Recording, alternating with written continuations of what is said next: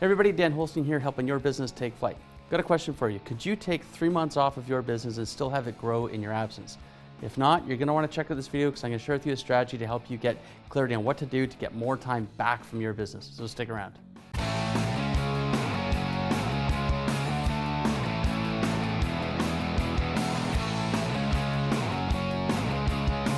Okay, so how much time could you take away from your business and still have it grow in your absence? Would it be a week or 2 or 3, a month, 2 or 3 months, or does that just seem like a complete impossibility at this point in the game?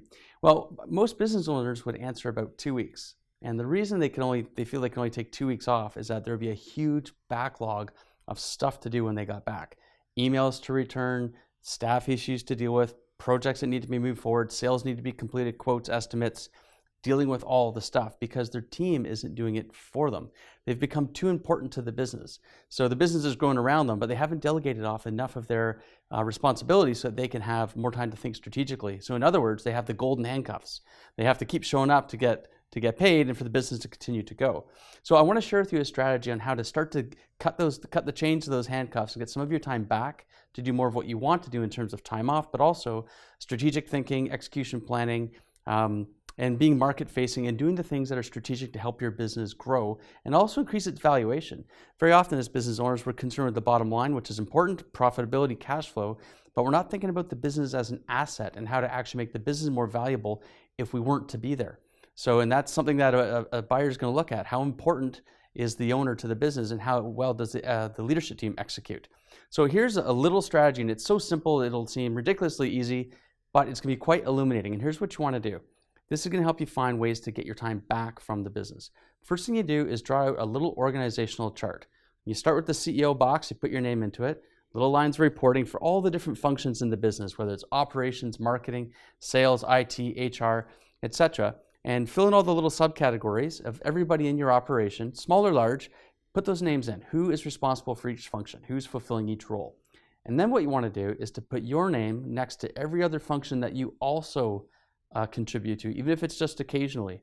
And what you might find is that your name is plastered all over your organizational chart.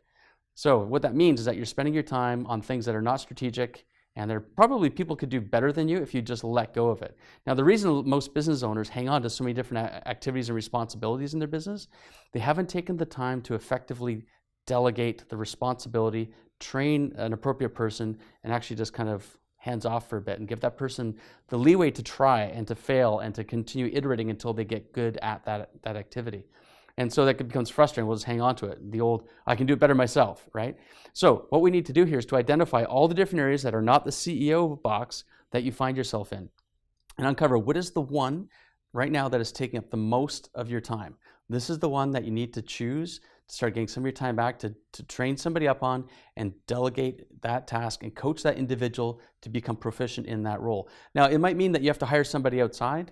It might mean that you're going to groom somebody from your existing team in order to take over that role. But we need to be strategic on this and find the thing that's taken up the most of your time and then get that role fulfilled with somebody else besides you. Then get to the next role that's taken up the most of your time, et cetera, until you've backed out of all the different roles and your role is truly just the CEO where you're doing the strategic thinking and moving the business forward. So that's it for this week. I just want to share a little tip of have a look at where are you in the business besides that CEO box, okay? So that's it. So please, if this video has been of value to you, hit the like button, subscribe, share, and actually leave a comment. I'd love to know what your thoughts are on how to get your time back from the business so you can focus on the bigger picture strategic items that are driving your business forward. Have a great week.